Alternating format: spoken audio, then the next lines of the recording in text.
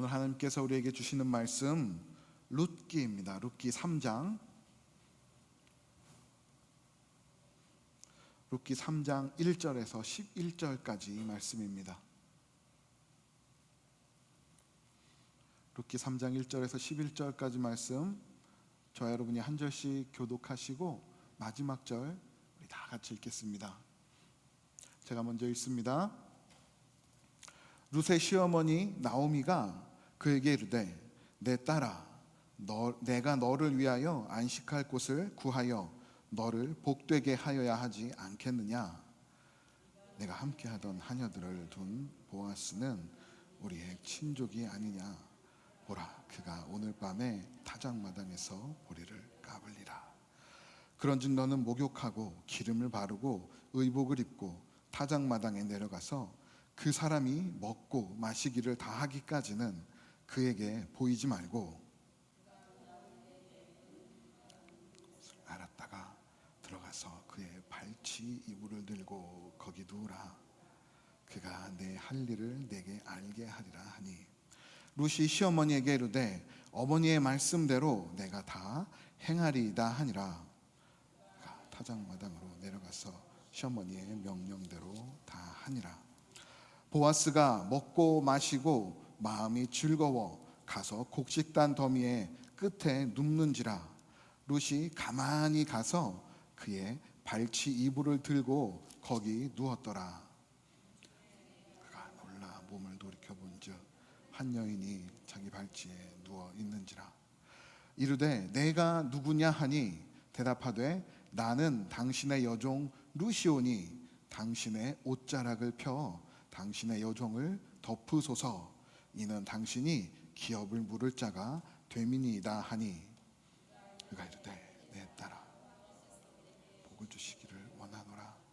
내가 가난하건 부하건 젊은 자를 따르지 아니하였으니 내가 베푼 인애가 처음보다 나중이 더하도다. 우리 다 같이 읽겠습니다. 그리고 이제 내 딸아, 두려워하지 말라. 내가 내 말대로 내게 다 행하리라. 내가 현숙한 여자인 줄을 나의 성읍 백성이 다 아느니라. 아멘. 네, 자리 앉아주시기 바랍니다.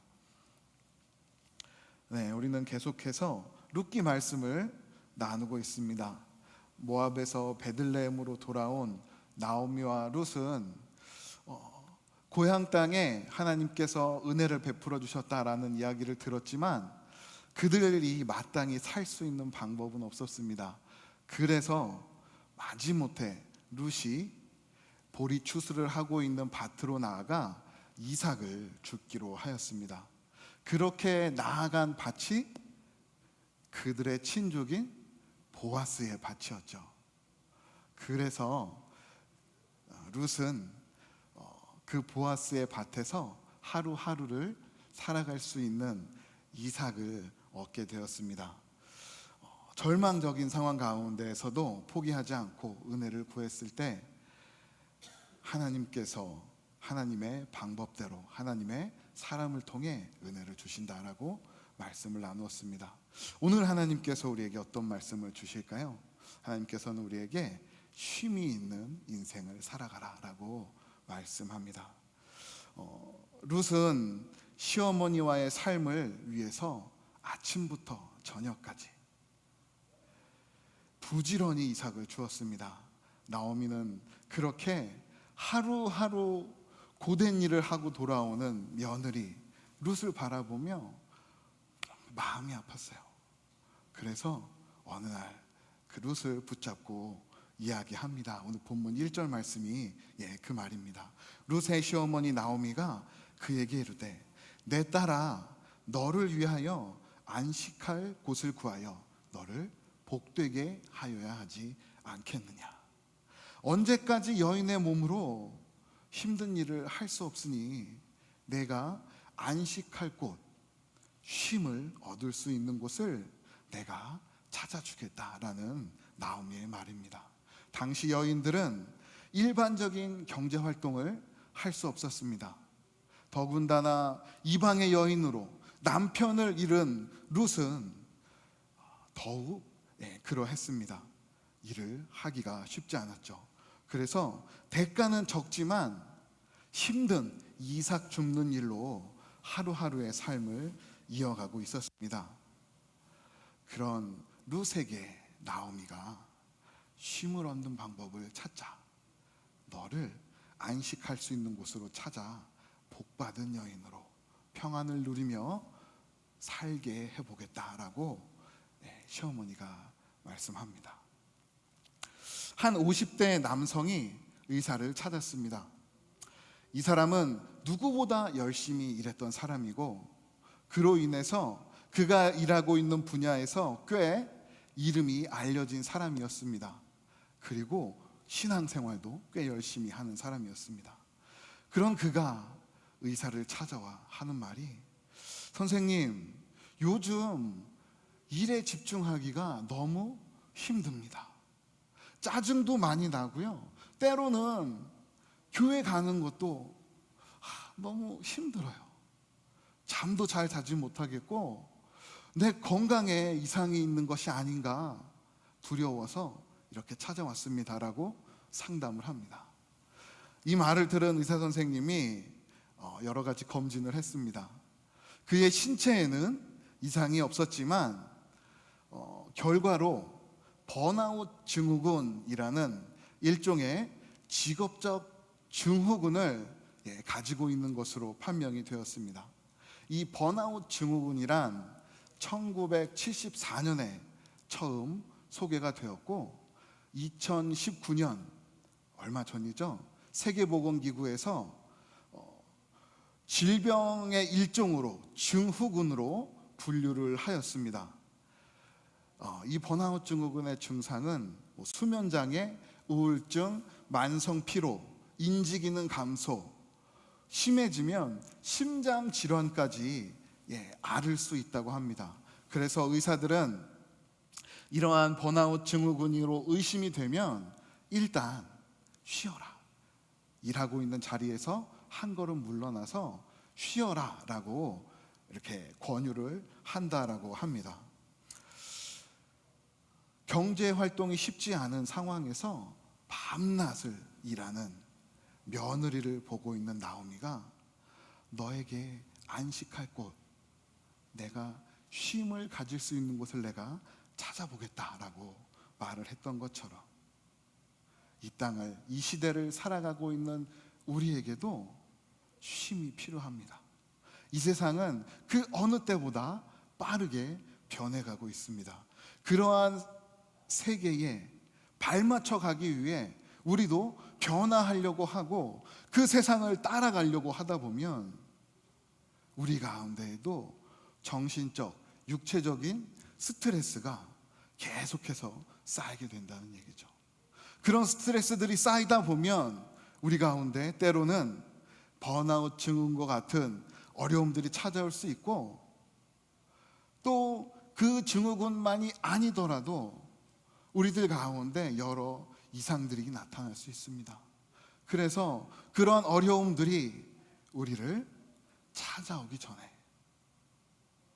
오늘 주신 말씀을 붙들고 쉼을 얻는 인생을 살아가는 저와 여러분이 되기를 주님의 이름으로 축복합니다. 사실 오늘 본문에서 말씀하고 있는 쉼은 크게 세 가지로 분류할 수 있습니다.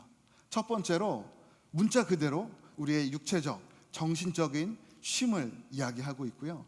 두 번째로 그러한 쉼을 하나님의 은혜 가운데 누리는 평안한 생활을 말씀하고 있습니다. 그리고 세 번째로 더 나아가 예수 그리스도 안에서 구원을 누리며 사는 삶, 그 쉼을 본문은 이야기하고 있는데요. 저는 오늘 이 세 가지를 하나의 단어, 쉼이라는 단어로 함께 말씀을 나누겠습니다. 우리는 어떻게 쉼을 누릴 수 있을까요? 첫 번째로 오늘 말씀은 쉼의 근원을 찾아라 라고 말씀합니다. 우리가 쉼을 누리기 위해서 우리의 쉼의 근원됨을 우리는 알고 깨달아야 합니다. 오늘 본문 2절 말씀 한번 보실까요? 2절 말씀 보시면 이렇게 기록되어 있습니다. 내가 함께 하던 하녀들을 둔 보아스는 우리의 친족이 아니냐? 보라, 그가 오늘 밤에 타작마당에서 보리를 까불리라. 나오미는 룻에게 이미 은혜를 베풀었던 보아스를 떠올립니다. 그가 우리의 친족이기에 너에게 쉼을 줄 수 있는 자이다 라고 말을 하고 있습니다. 고대 이스라엘에는 고엘이라는 제도가 있었습니다. 이스라엘 민족이 가나안 땅을 정복했을 때 하나님께서 각 지파별로 땅을 분배해 주셨습니다. 그래서 이스라엘 민족들은 하나님께 분배받은 그 땅을 다른 사람들에게 팔지 못합니다. 왜냐하면 그 땅의 소유가 하나님이시기 때문이에요. 그들은 그저 그 분배받은 땅을 누리며 살아가야 하는 자들입니다. 그런데 그들의 삶에 어려움이 찾아오고 경제적인 어려움들이 그들 가운데 닥쳤을 때 그들은 하는 수 없이 그 땅을 팔아 그들의 삶에 필요한 여비들을 마련했습니다. 그래서 레위기 25장에 보시면 하나님께서 이렇게 말씀하셨어요. 토지를 영구히 팔지 말 것은 토지는 다 내 것임이니라.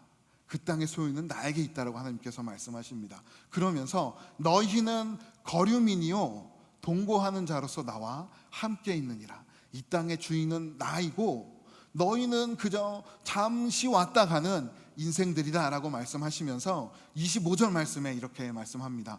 만일 내 형제가 가난하여 그의 기업 중에서 얼마를 팔았으면 그의 형제들이 경제적인 어려움이 닥쳐서 그들이 물려받은 그 땅을 팔게 되면 그에게 가까운 기업물을 자가 와서 그의 형제가 판 것을 물으라 라고 말씀합니다. 너의 형제들 중에 누가 경제적인 어려움으로 땅을 팔게 된다면 그의 형제들이 마땅히 가서 그 팔았던 땅을 물으라. 무슨 뜻입니까? 이렇게 무는 거 아니고요. 되돌리라. 그 팔았던 것을 값을 치르고 다시 사오라라는 말씀입니다. 나오미는 이 말씀을 기억했어요. 비록 우리가 예전에 삶의 어려움이 있어서 우리가 물려받은 그 땅을 팔고 모압으로 갔다 돌아왔지만 우리에게 이 내려진 기업을 물을 자가 우리 친족 중에 있다. 보아스가 그 기업을 물을 자이니 우리가 보아스를 찾아가면 되겠다라고 말씀하고 있는 것입니다. 우리에게 쉼이 필요할 때 가장 중요한 것은 바로 이것입니다. 우리가 우리에게 쉼을 줄 수 있는 자를 바로 알고 찾아가는 것. 이 세상에는 정말 다양한 모습으로 우리의 눈과 마음을 속이며 우리를 유혹하고 있는 것들이 많이 있습니다. 마치 자신들이 우리에게 영원한 평안을 줄 수 있는 것처럼 포장하고 있다는 것이죠. 세상의 여러 사상들, 종교들이 우리가 진리입니다. 우리 가운데 있으면 영원한 평안을 누릴 수 있습니다라고 우리에게 속삭입니다. 우리의 가장들에게 직장의 높은 직급이, 든든한 회사가 당신들의 마음을 든든하게 해줄 것입니다. 우리 회사를 들어오기 위해서 열심히 노력하세요라고 우리에게 속삭이고 있습니다. 우리의 자녀들에게 당신들이 공부를 열심히 해야 앞으로 사회에 나가서 든든한 삶을 보장받을 수 있습니다. 공부가 최고입니다. 지금 공부 열심히 하세요라고 속삭이고 있습니다. 물론 이런 것들이 우리 인생 가운데 일시적으로 잠시나마 기쁨과 평안을 줄 수 있겠죠. 그러나 그 세상에 주는 기쁨과 평안은 일회적이고 아주 잠시 우리의 삶을 스쳐 지나갈 뿐입니다. 제 아들이 이제 12학년이 됩니다. 요즘 대학 진학을 준비하면서 여러 시간들을 보내고 있습니다. 어느 학교가 좋은지, 어느 학과를 내가 선택해서 들어가야 할지를 이렇게 계속 찾고 있는데요. 제가 그런 아들을 보면서 나름대로의 조언을 해줬습니다. 제가 보기에 컴퓨터 사이언스라는 학과가 너무 유망해 보여서 하루는 제가 찾아가서, 야 아들, 컴퓨터 사이언스가 좋아 보이니까 한번 알아봐, 해봐, 괜찮을 것 같아 라고 제 나름대로의 조언을 했어요. 그런데 이 조언이 제 아들에게 큰 부담이 됐나 봅니다. 하루는 저에게 찾아와서 이런 말을 하는 거예요. 아빠, 나는 케미스트리를 하고 싶은데 아빠가 컴퓨터 사이언스를 하라 그래서 내 마음이 너무 복잡해요. 제가 그 말을 들으면서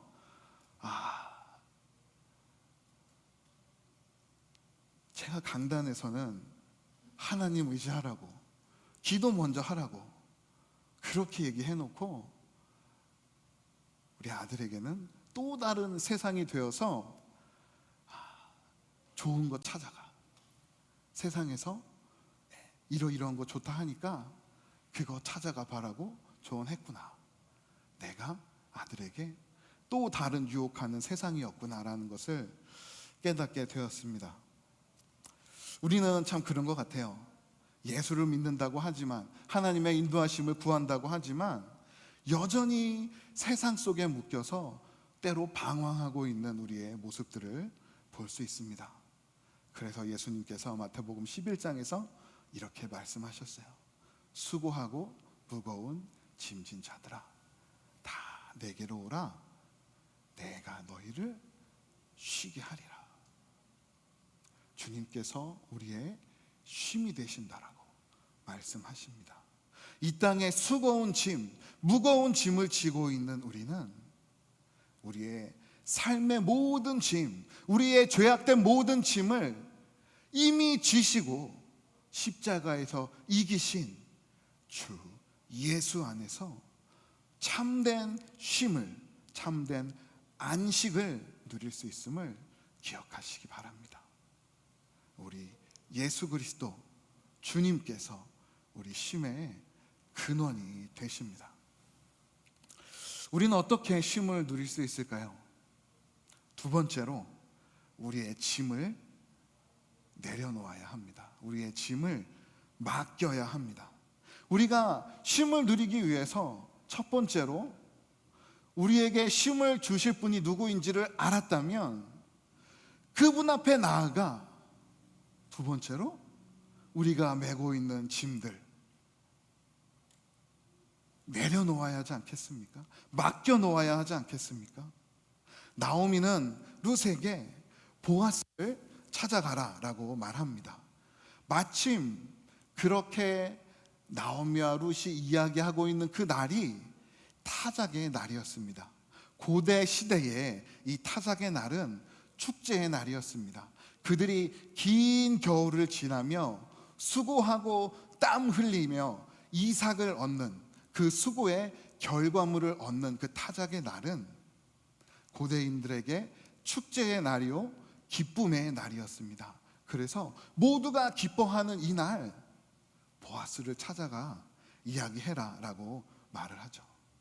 룻은 어머니의 말대로 보아스를 찾아갑니다. 축제가 끝나고 곡식단 위에 자고 있는 보아스를 찾아가 그가 덮고 있는 이불에 발끝을 들추고 그 발끝에 들어가 눕습니다. 보아스는 모든 축제를 기분 좋게 마치고 잠을 자고 있는데 발끝에 뭐가 걸리적걸리적 하는 거예요. 뭐지? 이불을 들춰봤는데 한 여인이 누워 있습니다.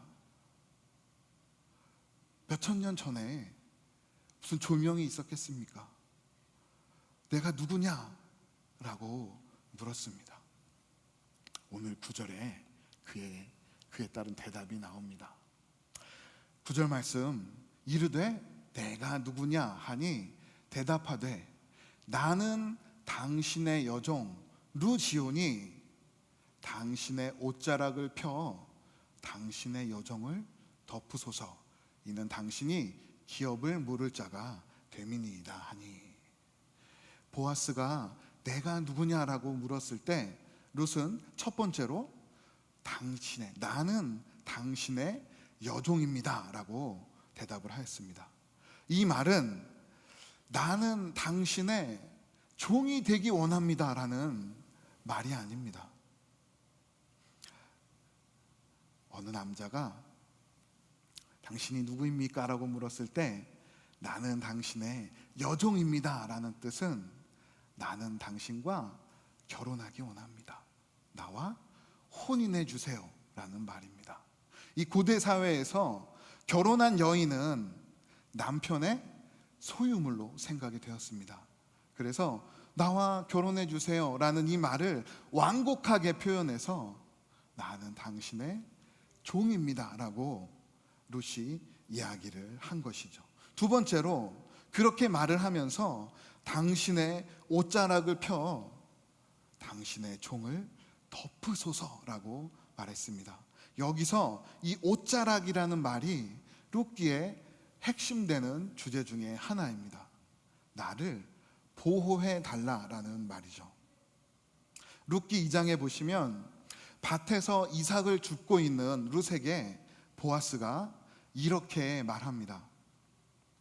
여호와께서 내가 행한 일에 보답하시기를 원하며 이스라엘의 하나님 여호와께서 그의 날개 아래에 보호받으러 온 내게 상 주시기를 원하노라 하는지라. 여기서 당신의 옷자락이라는 말과 여호와께서 그의 날개, 여호와의 날개라는 이 두 단어는 새의 날개를 뜻하는 까나프라는 단어입니다. 모두가 다 같은 단어입니다. 새의 날개, 당신의 옷자락, 여호와의 날개라는 이 세 단어가 하나의 뜻을 가지고 있습니다.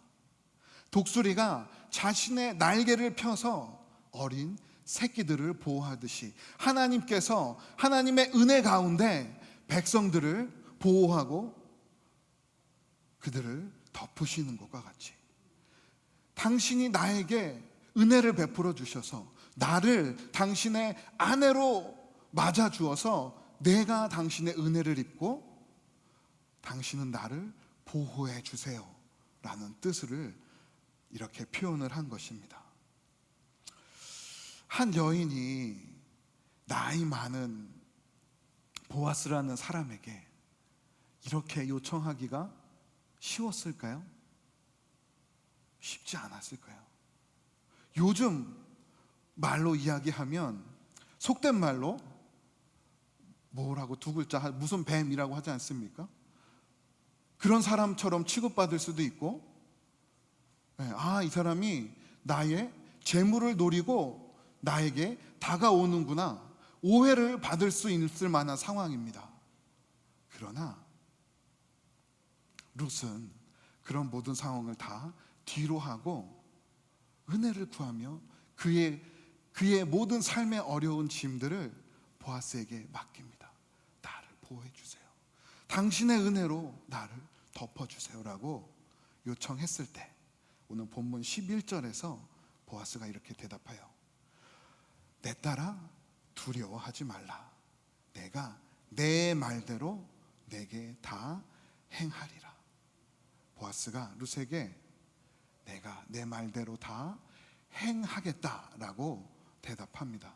물론 우리가 4장에 보시면 그 고엘이라는 제도를 이을 자를 마지막으로 최종적으로 구분하는 절차가 남아있지만 이 보아스는 이 룻의 간절한 요청을 받아들이면서 내가 그 모든 것을 다 행하겠다라고 보아스의 확답을 얻게 되고 오늘 우리가 읽지 않았지만 룻기 3장 18절 마지막 말씀을 보시면 그 말을 들은 룻은 집에 들어가 평안히 쉼을 얻습니다.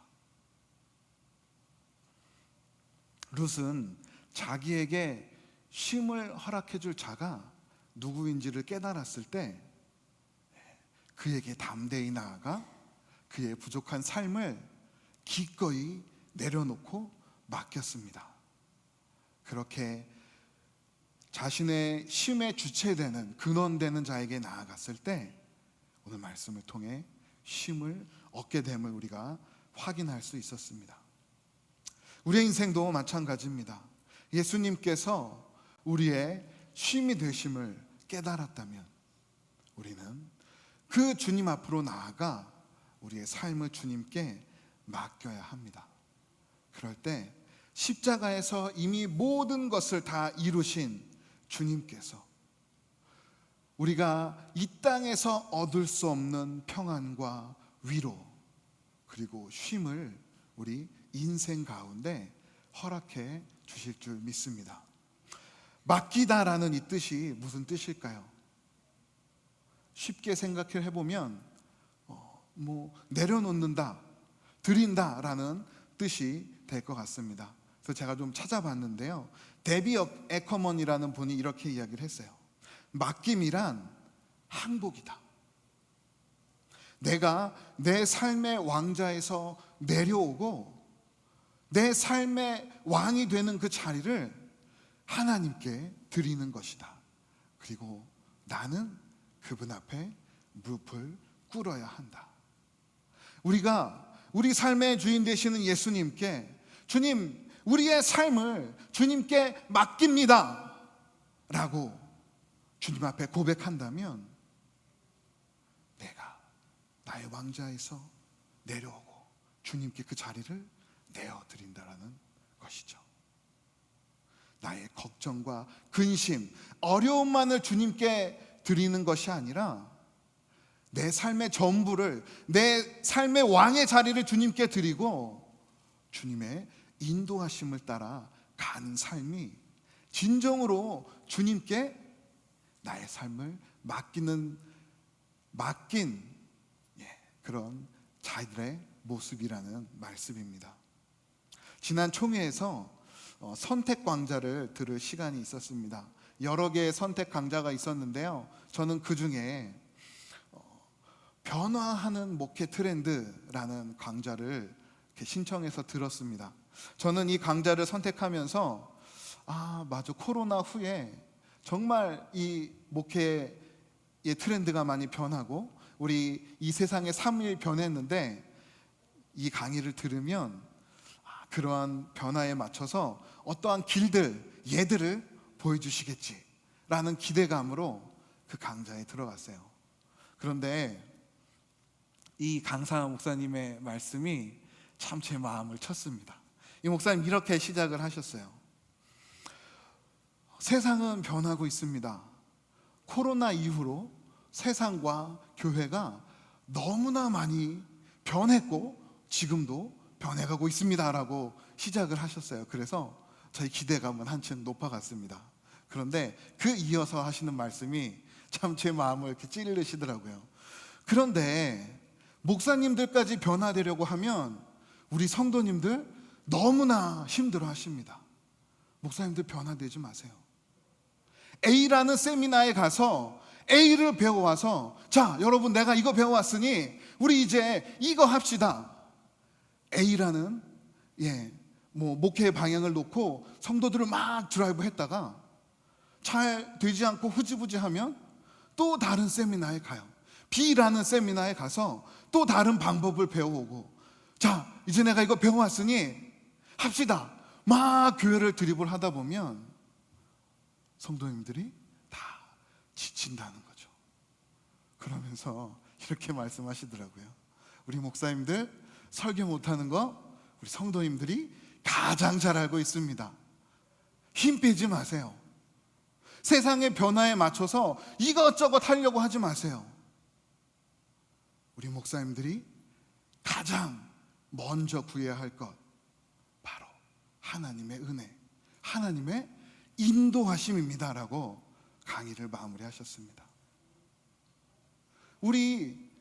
우리가 나눈 오늘 본문의 말씀이 이 강의와 되게 맥이 맞는 것 같아요. 변화하는 이 세상을 살아가려고 하는 우리 가운데 내가 그 세상을 발맞춰 가기 위해 이리 뛰고 저리 뛰다 보면 우리는 정말 힘든 삶을 살 수밖에 없지 않겠습니까? 정신적으로, 육체적으로 너무나 시달릴 수밖에 없는 것 같아요. 그래서 오늘 말씀 우리에게 이러한 귀한 깨달음을 주십니다. 우리의 쉼이 되는 주 예수 그리스도를 의지하라.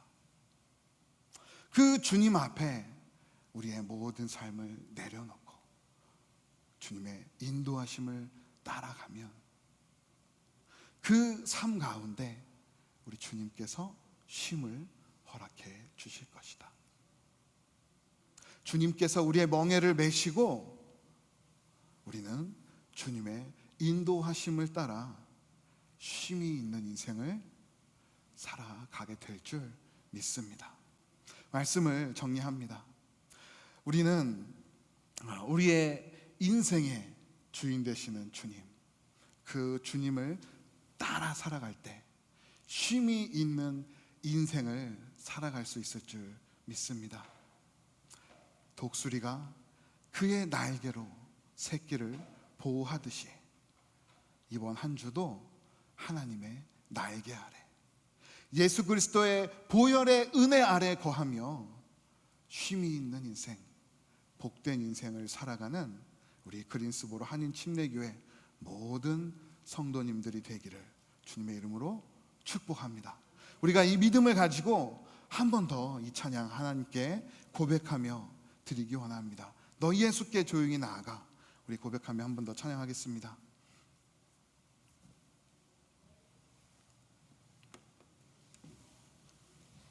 우리 주님께 우리의 모든 짐 내려놓습니다. 주님만 의지합니다. 우리의 마음 쏟아놓고 주님 나아갑니다.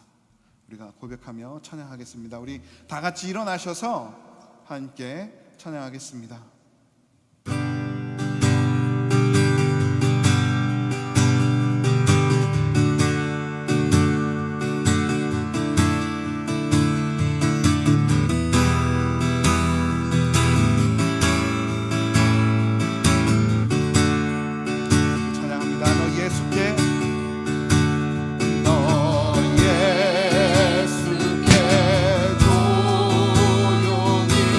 나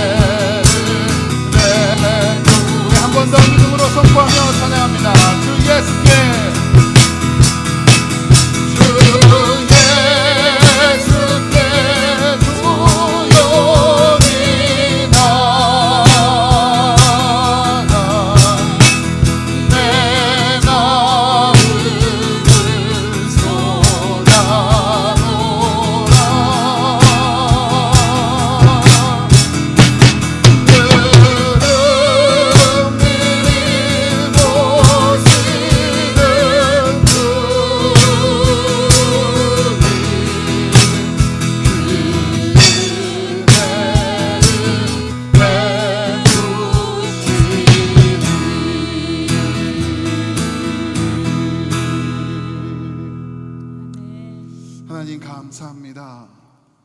빠르게 변하는 세상 가운데에서도 오늘 말씀을 붙들고 우리 주 예수 그리스도를 의지하며 주님께 우리의 모든 삶을 맡기고 나아가기를 소원합니다. 하나님, 우리 주님께 우리의 모든 삶을 내어드릴 수 있는 믿음 허락하여 주시고 우리의 주인 되신 그 주님을 의지하고 그 주님 안에서 쉼을 얻는 인생이 될 수 있도록 주님 은혜 내려 주옵소서. 이제는 우리 교회 머리 되시는 우리 주